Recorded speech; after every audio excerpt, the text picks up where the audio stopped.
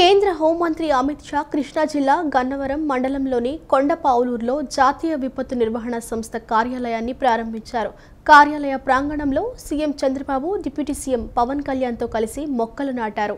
NDRF వేడుకల్లో పాల్గొన్న ఆయన 10వ బెటాలియన్ని కలిశారు. విభజన చట్టం ప్రకారం 2018 మే 22న అప్పటి ఉపరాష్ట్రపతి వెంకయ్య నాయుడు ద్వారా విజయవాడ దగ్గరలో ఎన్ఐడిఎం సౌత్ క్యాంప్ కోసం శంకుస్థాపన జరిగింది.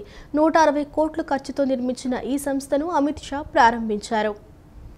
విశాఖ ఉక్కు కర్మాగారం తెలుగు జాతి మనోభావాలతో ముడిపడిన అంశం కాబట్టే ప్యాకేజీ ఇచ్చి ఆదుకున్నట్లు కేంద్ర హోంమంత్రి అమిత్ షా అన్నారు. విశాఖ ఉక్కుకు మంచి భవిష్యత్తు ఉందన్న ఆయన అందరూ సమిష్టిగా కృషి చేసి లాభాల్లోకి తీసుకురావాలని చంద్రబాబుకు సూచించారు.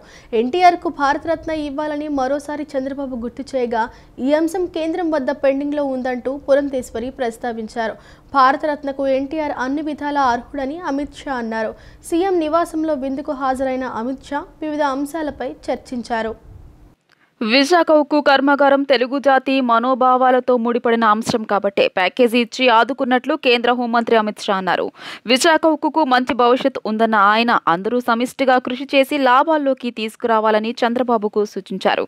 ఎన్టీఆర్కు భారతరత్న ఇవ్వాలని మరోసారి చంద్రబాబు గుర్తు చేయగా ఈ అంశం కేంద్రం వద్ద పెండింగ్లో ఉందంటూ పురంధరేశ్వరి ప్రస్తావించారు. భారతరత్నకు ఎన్టీఆర్ అన్ని విధాలా అర్హుడని అమిత్ షా అన్నారు. సీఎం నివాసంలో విందుకు హాజరైన అమిత్ షా వివిధ అంశాలపై చర్చించారు. గన్నవరంలో జరిగే ఎన్డీఆర్ఎఫ్ వేడుకల్లో పాల్గొనేందుకు రాష్ట్రానికి వచ్చిన కేంద్ర హోంమంత్రి అమిత్ షా గౌరవార్థం ముఖ్యమంత్రి చంద్రబాబు తన నివాసంలో విందు ఏర్పాటు చేశారు. గన్నవరం విమానాశ్రయం నుంచి నేరుగా ఉడ్డవల్లిలోని సీఎం నివాసానికి చేరుకున్న అమిత్ షాకు చంద్రబాబుతో పాటు పవన్ కళ్యాణ్, లోకేష్ స్వాగతం పలికారు. విశాఖ ఉక్కు కర్మాగారానికి కేంద్రం భారీ ప్యాకేజీ ప్రకటించినందుకు అమిత్ షాకు చంద్రబాబు కృతజ్ఞతలు తెలియజేశారు. అనంతరం ఎన్టీఆర్కు భారతరత్న ఇవ్వాలని కోరారు. జాతీయ స్థాయిలో కాంగ్రెస్ వ్యతిరేక శక్తులన్నింటినీ ఆయన ఏకం చేసినట్లు చంద్రబాబు గుర్తు చేశారు. సినిమా రంగానికి, రాష్ట్రానికి ఆయన చేసిన సేవల్ని వివరించారు. ఎన్టీఆర్కు భారతరత్న ఇవ్వాలని కోరుతూ కేంద్రానికి విజ్ఞాపనా పత్రం ఇచ్చామని, అది పెండింగ్లో ఉందని పురంధరేశ్వరి అమిత్ షాకు గుర్తు చేశారు. రాష్ట్రానికి పెట్టుబడుల ఆకర్షణే లక్ష్యంగా ముఖ్యమంత్రి చంద్రబాబు నేటి నుంచి 4 రోజుల పాటు దావోస్లో పర్యటించనున్నారు. 4 రోజుల దావోస్ పర్యటనలో బ్రాండ్ ఏపీ ప్రమోషన్తో పెద్ద ఎత్తున పెట్టుబడులకు మార్గం సుగమం చేసేందుకు సీఎం ఆలోచనలు చేస్తున్నారు. దెబ్బతిన్న బ్రాండ్ పునరుద్ధరణతో మళ్లీ రాష్ట్రానికి దేశ విదేశీ పెట్టుబడులు తెచ్చి యువతకు ఉద్యోగ, ఉపాధి అవకాశాలు కల్పించాలని రాష్ట్ర ప్రభుత్వం గట్టి ప్రయత్నాలు చేస్తోంది. రాష్ట్రానికి పెట్టుబడుల ఆకర్షణ లక్ష్యంగా ముఖ్యమంత్రి చంద్రబాబు నేటి నుంచి 4 రోజుల పాటు దావోస్లో పర్యటించనున్నారు. బ్రాండ్ ఏపీ ప్రమోషన్తో రాష్ట్రానికి భారీ పెట్టుబడులు సాధించే దిశగా కూటమి ప్రభుత్వం ఏర్పడ్డాక చంద్రబాబు తొలి విదేశీ పర్యటన సాగనుంది. ఈ సాయంత్రం ఢిల్లీ వెళ్లనున్న సీఎం అక్కడి నుంచి అర్ధరాత్రి జ్యూరిచ్కు బయలుదేరి వెళ్తారు. ప్రపంచ వ్యాపార దిగ్గజాలు వచ్చే ఆర్థిక సదస్సులో భాగస్వాములై రాష్ట్రానికి పెట్టుబడులు తెచ్చేందుకు సీఎం చంద్రబాబు దావోస్ పర్యటనకు వెళ్తున్నారు. సీఎం చంద్రబాబు బృందంలో ఐటీ శాఖ మంత్రి లోకేష్, పరిశ్రమల శాఖ మంత్రి టీజీ భరత్తో పాటు అధికారులు ఉన్నారు. ఢిల్లీ నుంచి అర్ధరాత్రి 1:30 గంటల సమయంలో తన బృందంతో జ్యూరిచ్ చేరుకుంటారు. ముందుగా జ్యూరిచ్లో భారత రాయబారితో భేటీ అవుతారు. అనంతరం హిల్టన్ హోటల్లో పారిశ్రామికవేత్తలతో సమావేశమవుతారు. తర్వాత హోటల్ హయత్లో తెలుగు పారిశ్రామికవేత్తలతో సమావేశంలో చంద్రబాబు పాల్గొంటారు. Meet and greet with Telugu diaspora పేరుతో నిర్వహిస్తున్న ఈ సమావేశంలో రాష్ట్రంలో పెట్టుబడులపై వారితో చర్చిస్తారు. ఏపీని ప్రమోట్ చేయడం, పెట్టుబడులకు వారిని ఆహ్వానించడంపై సమావేశంలో చర్చిస్తారు. అక్కడ నుంచి 4 గంటల పాటు రోడ్డు మార్గంలో ప్రయాణించి దావోస్ చేరుకుంటారు. దావోస్ పర్యటన తొలి రోజు రాత్రి పలువురు పారిశ్రామికవేత్తలతో డిన్నర్ మీటింగ్లో చంద్రబాబు పాల్గొంటారు. తర్వాత Arcelor Mittal executive chairman Lakshmi మిట్టల్తో సమావేశమవుతారు.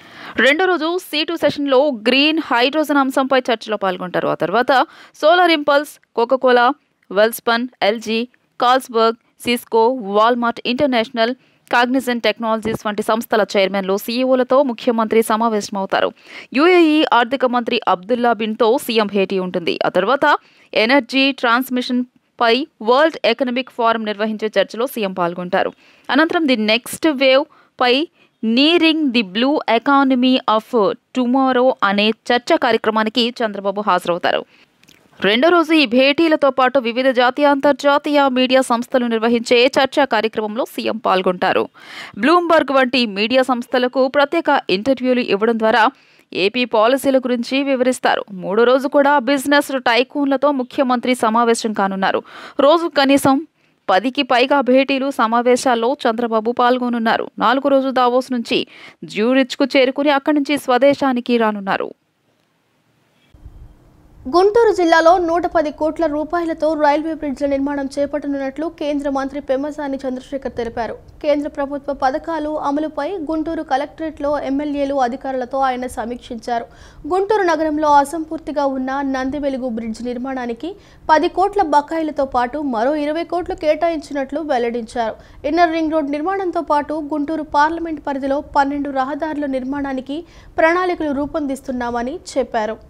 గుంటూరు జిల్లాలో కేంద్ర ప్రభుత్వ పథకాలను అమలు చేయడంలో అధికారులు క్రియాశీలకంగా వ్యవహరించి వేగంగా అభివృద్ధి సాధించేలా చూడాలని కేంద్ర సహాయ మంత్రి పెమ్మసాని చంద్రశేఖర్ అన్నారు. కలెక్టరేట్లో జిల్లా అభివృద్ధి సమన్వయ పర్యవేక్షణ కమిటీ సమావేశం చంద్రశేఖర్ అధ్యక్షతన జరిగింది. రైల్వే ప్రాజెక్టులతో పాటు R&B, పంచాయతీరాజ్ రోడ్లు, అమృత్, గ్రామీణాభివృద్ధి పథకాలపై సమీక్షించారు. చంద్రశేఖర్ మాట్లాడుతూ రాజధాని ప్రాంతంలో రోడ్ల పనులకు ఎక్కువ భూములు కోల్పోతున్నామని రైతులు ఆవేదన వ్యక్తం చేస్తున్నందుకు వారితో సమావేశం నిర్వహించాలని కలెక్టర్ నాగలక్ష్మికి సూచించారు. అజెండాలో 40 విభాగాలకు చోటు కల్పించినప్పటికీ 4-5 అంశాలపైనే సమీక్షించారు. రాజధాని పరిధిలోని సీడ్ యాక్సిస్ రోడ్, కాజా, పాలవాగు వంతెనల నిర్మాణాలపై జాతీయ రహదారుల శాఖ అధికారి పార్వతీశంను ప్రశ్నించారు. జిల్లాలో 325 కిలోమీటర్ల పరిధిలో 20,400 కోట్ల రూపాయల అంచనా వ్యయంతో జాతీయ రహదారులను నిర్మించనున్నామని అధికారి తెలియజేశారు. నందివెలుగు ఇన్కంప్లీట్ బ్రిడ్జ్ అయితే ఉంది, దానికి ఎస్టిమేట్స్ అడిగాం. పాతది కంప్లీట్ చేసిన దానికి ఒక 10 crores పెండింగ్ కాంట్రాక్టర్కి చేయాల్సినవి ఉన్నాయి. ఇంకో 30 crores యాడ్ అయితే టోటల్ 40 crores, టోటల్ 20, ఇంకొక additional 20 crores, total 30 crores add అయితే నందివెలుగు బ్రిడ్జ్ కంప్లీట్ అయ్యేటువంటి అవకాశం ఉంది. దానికి డిపిఆర్లు అవన్నీ సిద్ధం చేసి అధికారులు సౌత్ సెంట్రల్ రైల్వే వారికి పంపిస్తూ ఉన్నారు. అదేవిధంగా శ్యామలానగర్ బ్రిడ్జ్ ఎక్కువ డిస్ట్రాక్షన్ వచ్చేటువంటి పరిస్థితి దృష్ట్యా దాన్ని 2 లేన్లకే పరిమితం చేయాలని డిసైడ్ చేశాం. సో అది కూడా కలెక్టర్ గారు ఒక లెటర్ అవి ఫైనలైజ్ చేసి రైల్వే బోర్డుకు పంపిస్తారు. ఇవి కాకుండా మంగళగిరి ఒకటి, పెదపలకలూరు ఇంకో 2 బ్రిడ్జెస్ ఉన్నాయి. ఇవి కూడా డిపిఆర్లు అన్నీ కంప్లీట్ అయిపోయినాయి. ఈ స్టేజెస్ అన్నీ ఫాలో అప్ అయ్యి నెక్స్ట్ సౌత్ సెంట్రల్ రైల్వే, తర్వాత రైల్వే బోర్డు ద్వారా ఇవన్నీ ఫాలో అప్ చేసి ఈ బ్రిడ్జ్లు తీసుకొచ్చేటువంటి ఇదంతా కూడా రైల్వే బ్రిడ్జెస్ అన్నీ ఓవర్వ్యూ చేసాం.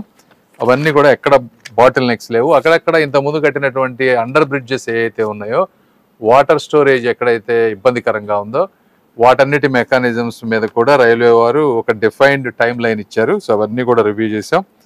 ఇవి కాకుండా PMGSY రోడ్స్ ఒక 12 రోడ్స్ గుంటూరు పార్లమెంట్ సెగ్మెంట్కి వచ్చేటువంటి అవకాశం ఉంది. విశాఖ ఉక్కు ఫ్యాక్టరీకి 17,000 కోట్లు అప్పులున్నాయని కేంద్రం చెబుతోందని, అలాంటప్పుడు కేవలం 17,500 కోట్లు కేటాయించడం వల్ల సమస్య పరిష్కారం కాదని సిపిఐ రాష్ట్ర కార్యదర్శి రామకృష్ణ అన్నారు. విశాఖ ప్లాంట్ను కాపాడేందుకు శాశ్వత పరిష్కారం చూపాలి అని కోరారు. విశాఖ ఉక్కుకు ముడి ఇనుము గనులు కేటాయించి సెయిల్లో విలీనం చేయాలని డిమాండ్ చేశారు. విశాఖ ఉక్కుకు గనులు కేటాయించకుండా అనకాపల్లిలో దాదాపు 70,000 కోట్లతో మిట్టల్ ఏర్పాటు చేయనున్న ప్రైవేట్ స్టీల్ ప్లాంట్కు కేటాయిస్తే విశాఖ ఉక్కు ప్రైవేటీకరణ ఆగదు అని రామకృష్ణ పేర్కొన్నారు. స్టీల్ ప్లాంట్ ప్రైవేటైజేషన్ కాకుండా దాన్ని ప్రభుత్వ రంగంలో కొనసాగించాలంటే అక్కడున్న కార్మిక సంఘాలు, ఆర్థిక రంగ నిపుణులు ముందు నుంచి కూడా 2 డిమాండ్ చేస్తూ ఉన్నారు. ఒకటేమో దానికి క్యాప్టివ్ మైన్స్ ఏర్పాటు చేయాలి, నెంబర్ 2 దాన్ని సెయిల్లో విలీనం చేయాలని కోరుతూ ఉన్నారు. మీరు అవి 2 చేయకుండా మేము మీకు ఒక ఆర్థికంగా ప్యాకేజ్ ఇస్తాము, మీ అప్పులు కట్టుకోండి అంటే అది తాత్కాలికంగా ఉపశమనం తప్ప అది సమస్య పరిష్కారానికి ఏమాత్రం దోహదం చేయదు. కాబట్టి నేను కేంద్ర ప్రభుత్వాన్ని కోరుతా ఉన్నా, మీరు ఇవాళ విశాఖ స్టీల్ ప్లాంట్ కొనసాగించాలంటే మీరు ఖచ్చితంగా దానికి క్యాప్టివ్ మైన్స్ ఇవ్వండి, అదేవిధంగా సెయిల్లో విలీనం చేయండి. మీరు పక్కనే అనకాపల్లి దగ్గర ప్రైవేటు మిట్టల్ ఆధ్వర్యంలో ఏదైతే విశాఖ అక్కడ స్టీల్ ఫ్యాక్టరీ వస్తే దానికి క్యాప్టివ్ మైన్స్ ఇస్తామంటా ఉన్నారు. 70,000 కోట్ల రూపాయలు పెట్టుబడులు వస్తాయి, వాళ్ళకి క్యాప్టివ్ మైన్స్ ఇవ్వండి, లేదా వాళ్ళకి అన్ని రకాల సౌకర్యాలు కల్పించండి అని చెప్పి మాట్లాడుతూ ఉన్నారు. మన రాష్ట్ర పెద్దలు కూడా, కొంతమంది ఎంపీలు కూడా దిగజారి మాట్లాడుతూ ఉన్నారు. కాబట్టి నేను ప్రత్యక్షంగా వాళ్ళని అడుగుతా ఉన్నా, ఇవాళ రాష్ట్రంలోనే కాదు భారతదేశంలోనే విశాఖ స్టీల్ అంటే బ్రాండ్ ఇమేజ్ ఉంది. టాటా స్టీల్ కంటే కూడా ఇది ఇంకా పై భాగంలో ఉంది. అలాంటి దాన్ని మీరు గాలికి వదిలేసి ప్రైవేటు సంస్థకు, మిట్టల్ సంస్థకు మీరు అందరూ కూడా వంతపాడుతూ ఉన్నారు. కాబట్టి నేను కోరేది ఏమంటే దీనికి శాశ్వతంగా సమస్య పరిష్కారం కావాలి. ఆ పరిష్కారం జరగాలంటే మాత్రం క్యాప్టివ్ మైన్స్ ఇవ్వాలి, సెయిల్లో విలీనం చేయాలి. అది చేసేంత వరకు కూడా మా పోరాటం కొనసాగుతుంది. ఎన్టీఆర్ జిల్లా తిరువూరు ఎమ్మెల్యే కొలికపూడి శ్రీనివాస్పై చర్యలు తీసుకునేందుకు టీడీపీ రంగం సిద్ధం చేస్తోంది. మహిళపై దాడి ఘటన నేపథ్యంలో టీడీపీ క్రమశిక్షణ కమిటీ ఎదుట కొలికపూడి సోమవారం హాజరు కావాలి అంటూ ఆదేశాలు జారీ చేసింది. కమిటీ ఇచ్చిన నివేదిక ఆధారంగా పార్టీ అధిష్టానం ఎమ్మెల్యేపై చర్యలు తీసుకోనుంది. ఎన్టీఆర్ జిల్లా తిరువూరు ఎమ్మెల్యే కొలికపూడి శ్రీనివాస్పై చర్యలు తీసుకునేందుకు టీడీపీ రంగం సిద్ధం చేస్తోంది. మహిళపై దాడి ఘటన నేపథ్యంలో టీడీపీ క్షమాపణ కమిటీ ఎదుట కొలికపూడి సోమవారం హాజరు కావాలంటూ ఆదేశాలు జారీ చేసింది. జనవరి 11న ఎన్టీఆర్ జిల్లా ఏకొండూరు మండలం గోపాలపురం గ్రామానికి చెందిన ఎస్టీ మహిళపై కొలికపూడి దాడి చేశాడంటూ ఆరోపణలొచ్చాయి. ఘటనపై టీడీపీ హైకమాండ్ సీరియస్ అయింది. దాడికి సంబంధించిన కారణాలను క్రమశిక్షణ కమిటీ ముందు తెలపాలంటూ ఆయనకు ఆదేశాలు జారీ చేసింది. ఇప్పటికే కొలికపూడి వ్యవహారంలో తిరువూరు ఘటనపైన ముఖ్యమంత్రి చంద్రబాబు తీవ్ర అసంతృప్తి వ్యక్తం చేసినట్లు తెలుస్తోంది. ఎమ్మెల్యే ఇచ్చే వివరణను క్రమశిక్షణ కమిటీ బృందం హైకమాండ్ దృష్టికి తీసుకెళ్లనుంది. ఓ ప్రైవేటు కార్యక్రమానికి హాజరయ్యేందుకు గోపాలపురం గ్రామానికి వెళ్లిన కొలికపూడి అనంతరం అన్నదమ్ములకు చెందిన ఓ స్థల వివాదం పరిష్కరించేందుకు వారి ఇంటి వద్దకు ఎమ్మెల్యే వెళ్లారు. అయితే సమస్యను సామరస్యంగా పరిష్కరించకుండా ఎమ్మెల్యే తనను దుర్భాషలాడి దాడి చేశారంటూ స్థలానికి చెందిన మహిళ పురుగుల మందు సేవించి ఆత్మహత్యాయత్నం చేసింది. గతంలో రైతులపై ఎమ్మెల్యే చేసిన వ్యాఖ్యలు దుమారాన్ని రేపాయి. ఇలాంటి వరుస ఘటనతో టీడీపీ అధిష్టానం ఆగ్రహానికి గురైంది. ఎమ్మెల్యేను విచారించాలని క్రమశిక్షణ కమిటీకి ఆదేశాలు జారీ చేసింది. ప్రజల రాజధాని అమరావతిని కాపాడుకోవాల్సిన బాధ్యత అందరిపై ఉందని ప్రముఖ వైద్యుడు గుళ్లపల్లి సురేంద్ర అన్నారు. అమరావతి అభివృద్ధిపై ఫోటోగ్రఫీ పోటీలు నిర్వహిస్తే 56 మంది ఫోటోగ్రాఫర్ల నుంచి 112 ఛాయాచిత్రాలు వచ్చాయని, వాటిలో 20 ఫోటోలను ఎంపిక చేసినట్లు చెప్పారు. ప్రజల రాజధాని అమరావతిని కాపాడుకోవాల్సిన బాధ్యత అందరిపై ఉందని ప్రముఖ వైద్యుడు గుళ్లపల్లి సురేంద్ర అన్నారు. అమరావతి అభివృద్ధిపై ఫోటోగ్రఫీ పోటీలు 2025 అవార్డుల ప్రధానోత్సవం బాలోత్సవ్ భవన్లో నిర్వహించారు. India international photographic council, photography academy of India ఆధ్వర్యంలో నిర్వహించిన కార్యక్రమానికి ముఖ్య అతిథిగా హాజరైన ఆయన మాట్లాడుతూ, నిర్వాహకుడు టి శ్రీనివాసరెడ్డి ఎగ్జిబిషన్ నిర్వహించి అవార్డుల ద్వారా ఫోటోగ్రాఫర్లను ప్రోత్సహించేందుకు ఇటువంటి కార్యక్రమాలు నిర్వహించడం అభినందనీయమని అన్నారు. శ్రీనివాసరెడ్డి మాట్లాడుతూ, అమరావతి అభివృద్ధిపై ఫోటోగ్రఫీ పోటీలు నిర్వహిస్తే 56 మంది ఫోటోగ్రాఫర్ల నుంచి 112 ఛాయాచిత్రాలు వచ్చాయని, వాటిలో 20 ఫోటోలను ఎంపిక చేసినట్లు చెప్పారు.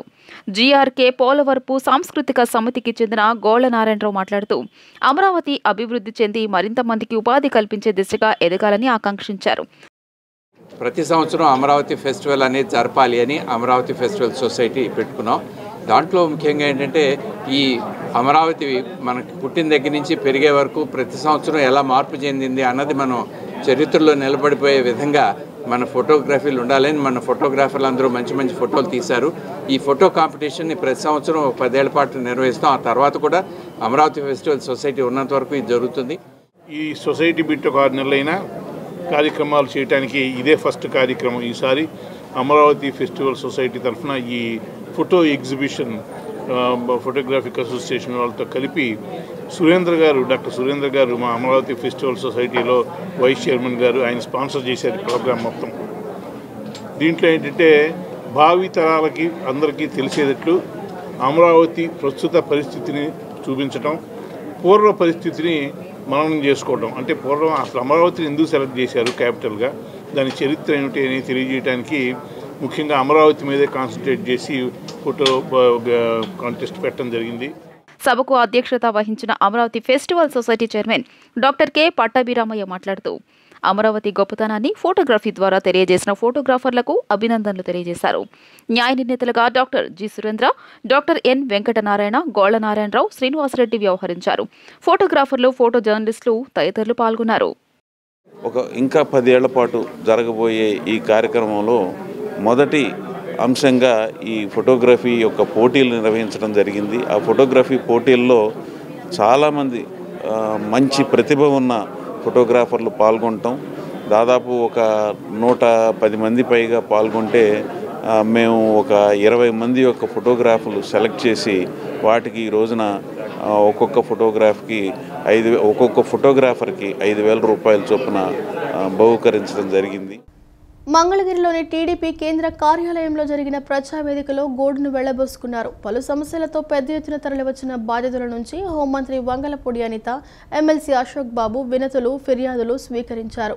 సంబంధిత అధికారులతో ఫోన్లో మాట్లాడి పరిష్కారం దిశగా చర్యలు తీసుకున్నారు. భూ సమస్యలపై బాధితులు అత్యధికంగా వినతులు సమర్పించారు. బాపట్లలో వైసీపీ మాజీ ఎమ్మెల్యే కోన రఘుపతి అండతో ఆ పార్టీ రౌడీ మూకలు తనపై దాడి చేసి కులం పేరుతో దూషించారని పిల్లలవానిపాలెం మండలం గోకరాజు నల్లిబోయిన వారి పాలెనికి చెందిన వెంకట్రావు వాపోయారు. తనకు న్యాయం చేయాలని కోరుతూ మంగళగిరిలోని తెదేపా కేంద్ర కార్యాలయంలో నిన్న నిర్వహించిన ప్రజావేదికలో వినతి పత్రం సమర్పించారు. పలు సమస్యలతో తరలి వచ్చిన బాధితుల నుంచి హోంమంత్రి వంగలపూడి అనిత, ఎమ్మెల్సీ అశోక్ బాబు వినతులు స్వీకరించారు. గత ప్రభుత్వం చేపట్టిన రీసర్వేలో ఆన్లైన్లో తమ పొలం విస్తీర్ణాన్ని తక్కువగా చూపారని బాపట్ల జిల్లా మార్టూరుకు చెందిన కందిమళ్ల శ్రీనివాసరావు ఫిర్యాదు చేశారు. తాను చనిపోయినట్లు మరణ ధృవీకరణ పత్రం సృష్టించి తన పేరుతో ఉన్న స్థలాన్ని తన భర్త వేరొకరికి పేరుపై మార్చాడని గుంటూరుకు చెందిన మాధవి వాపోయారు. వైకాపా వాళ్లు తన భూమికి తప్పుడు ధృవీకరణ పత్రాలు సృష్టించి కబ్జా చేయాలని చూస్తున్నారని తిరుపతి జిల్లా నారాయణవనానికి చెందిన ప్రమీల రాణి ఫిర్యాదు చేశారు. కోర్టు ఆదేశాలను ధిక్కరించి తమ ఇంటిని అధికారులు కూల్చారని అన్నమయ్య జిల్లా గోరం చెరువుకు చెందిన ఖాజాపీర్ మొరపెట్టుకున్నారు. ఆస్తి రాయించుకున్న కుమారులు తమను పట్టించుకోవడం లేదని బాపట్ల జిల్లా చుండూరు మండలం కారుమూరి వారి పాలెనికి చెందిన కారుమూరి విజయలక్ష్మి కన్నీరు మున్నీరుగా విలిపించారు. పటమటలోని గణపతి సచ్చిదానంద ఆశ్రమంలో 176వ త్యాగరాజ ఆరాధన ఉత్సవాలు ఘనంగా జరుగుతున్నాయి. శనివారం 100 మంది సంగీత విద్వాంసులు, కళాకారులు 12 గంటల పాటు ఆధ్యాత్మిక పాటలతో ఆరాధన ఉత్సవాలు అత్యంత వైభవంగా సాగాయి. భక్తులు పెద్ద సంఖ్యలో పాల్గొన్నారు. అనంతరం దత్తపీఠం కమిటీ సభ్యులు సంగీత కళాకారులను సత్కరించారు. హంసధ్వని చారిటబుల్ సంస్థ ఆధ్వర్యంలో పటమట దత్తాశ్రమంలోని మరకత రాజరాజేశ్వరి క్షేత్రంలో 4 రోజుల పాటు నిర్వహించే శ్రీ సద్గురు త్యాగరాజస్వామి ఆరాధన సంగీతోత్సవాలు శనివారం ప్రారంభమయ్యాయి. సంగీత విద్వాంసులు హంసధ్వని చారిటబుల్ సంస్థ నిర్వాహకుడు యనమండ్ర శ్రీనివాస శర్మ ఆధ్వర్యంలో త్యాగరాజస్వామి వారికి పంచామృతాభిషేకం, ప్రత్యేక పూజలు నిర్వహించారు. వివిధ ప్రాంతాల నుంచి వచ్చిన సంగీత విద్వాంసులు త్యాగరాజస్వామి రచించిన ఘనరాగ పంచరత్న కీర్తనలను మధురంగా ఆల్పించారు. త్యాగరాజస్వామి కీర్తనల పరిశోధకుడు ములుకుట్ల బ్రహ్మానంద శాస్త్రి త్యాగరాజ దర్శనం అంశంగా ప్రసంగించారు. All India radio top grade artist Malladi Suribabu Tyagarajaswami కృతులను ఆలపించారు. అంబటిపూటి కామాక్షి వయోలిన్పై, బివిఎస్ ప్రసాద్ మృదంగంపై, కానూరి వెంకటరామకృష్ణ ఘటంపై సహకరించారు. హంసధ్వని చారిటబుల్ సంస్థ నిర్వాహకులు రామశాస్త్రి, వేద పండితులు గోపీకృష్ణ శర్మ తదితరులు పాల్గొన్నారు. సాధారణంగా ప్రకృతి వైపరీత్యాలు, అధిక రసాయన మందుల వాడకం, దళారీల మోసం, రైతులు నష్టపోవడం చూశాం. కృష్ణా జిల్లా వాపలపాడు మండలం కోడూరుపాడు, శోభనాద్రిపురం గ్రామాల్లో మాత్రం కరెంటు వైర్ల దొంగలతో రైతులు తీవ్రంగా నష్టపోతున్నారు. కరెంటు వైర్ల దొంగలను పట్టుకుని మాకు రక్షణ కల్పించాలని ప్రభుత్వాన్ని అన్నదాతలు వేడుకుంటున్నారు. కృష్ణా జిల్లా బాపులపాడు మండలం కోడూరుపాడు, శోభనాద్రిపురం గ్రామాల్లో రైతులు తమ పంట పొలాలకు నీరు పెట్టేందుకు ఏర్పాటు చేసుకున్న విద్యుత్ బోర్వెల్ మోటార్లు అమర్చిన కేబుల్స్ ను కొన్ని నెలలుగా గుర్తు తెలియని వ్యక్తులు దొంగతనం చేస్తూ రైతులకు కంటి మీద కునుకు లేకుండా చేస్తున్నారు. తాజాగా నిన్న రాత్రి ఒక్కరోజు 25 విద్యుత్ మోటార్లకి సంబంధించి విద్యుత్ వైర్లు కట్ చేసి పారిపోయారు. ఉదయాన్నే పంట పొలాలకు వచ్చి చూసేసరికి కేబుల్ కట్ చేసి ఉండడంతో రైతులు ఆందోళన వ్యక్తం చేస్తున్నారు. దసరా పండుగ నాటి నుంచి ఇప్పటి వరకు 4 సార్లు దొంగలు కేబుల్ కట్ చేశారని రైతులు ఆవేదన వ్యక్తం చేశారు. ప్రతిసారి కట్ చేసిన కొత్త కేబుల్ అమర్చడానికి ఒక్కో మోటార్కి వచ్చి 5 నుంచి 7,000 రూపాయలు ఖర్చు అవుతోందని తెలియజేశారు. ప్రకృతి వైపరీత్యాలు, పెట్టుబడి ఖర్చులు పెరిగిపోయి ఒక పక్క బాధపడుతుంటే మరోపక్క దొంగలు చేతివాటం మమ్మల్ని తీవ్ర నష్టాన్ని మిగిల్స్తోందని రైతులు ఆవేదన వ్యక్తం చేశారు. ప్రభుత్వం, పోలీసులు మాకు రక్షణ కల్పించాలని రైతులు వేడుకుంటున్నారు. నుంచి ఇప్పుడు 5-6 సార్లు బోరు వరకు వచ్చారు. ఒకసారి వచ్చి 5 బోర్లు కాడికి ఇలా 5-6 సార్లు వచ్చారండి. ప్రతిసారి రైతుపై ఈ రకం భారం పడటం వల్ల రైతు చాలా ఇబ్బంది పడుతున్నాడు. ప్లస్ పంట ఎండిపోతుంది. చాలా అన్ని విధాలుగా నష్టపోతుంది రైతుని. ఇది ఏదో రకంగా ఇప్పుడు గవర్నమెంట్ మమ్మల్ని పట్టించుకుని పోలీసులు కొద్దిగా ఎంబర్ప్రైస్ ఇచ్చి ఈ దొంగలు పట్టుకోవాలని కోరుతున్నాం. మేము గత 10 రోజుల మట్టి డైలీ కాపలా కాస్తున్నాం. రైతులు 45 కలిసి ఒకసారి కూర్చొని కాపలా కాస్తున్నాను. ఎదురు రాత్రి ఒక్కరోజు రాలేదు. రాత్రి 11 దాకా ఉండెళ్ళాము. ఇంక రాత్రి చెప్పి వెళ్ళిపోతే తెల్లబడికి వచ్చాం. మళ్ళీ 5 బోర్లు దాకా ఇలా జరగకుండా చేయాలని చెప్పి మేము కోరుకున్నాం. కాడి నుంచి ఇప్పుడు 5 సార్లు కోసుకుపోయారు. దెబ్బకి 5,000 10,000 ట్రాన్స్ఫారాలు కూడా ఎత్తుకుపోయారు. మళ్ళీ ట్రాన్స్ఫారాలు వేసుకున్నాం. ఇది పెద్దగా రైతుకి ఇదే ఇబ్బంది. ఎన్నిసార్లు అని ఇప్పుడు 25 బోర్లు కోసారు. ఇలా ఎందాకని కాపలా కత్తాం మనం మాత్రం రాత్రి అక్కడే 10ంటికి 2 రౌండ్లు వేసాం. ఇంకా అది జరిగింది. ఈ బోర్లు కాడ పెద్దకి ఇదే ఆగం. దొంగలు కంప్లైంట్ పెడతానే ఉన్నాం, వాళ్ళు చర్య తీసుకోవట్లా. ఈ వార్తలు ఇంతటితో సమాప్తం. మరో బులెటిన్తో మళ్ళీ కలుసుకుందాం.